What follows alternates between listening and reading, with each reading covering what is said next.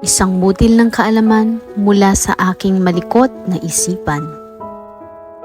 Ayos lang ang mapagod. Ang mahalaga ay bawal sumuko. Kung kinakailangan mong magpahinga, huminto ka muna.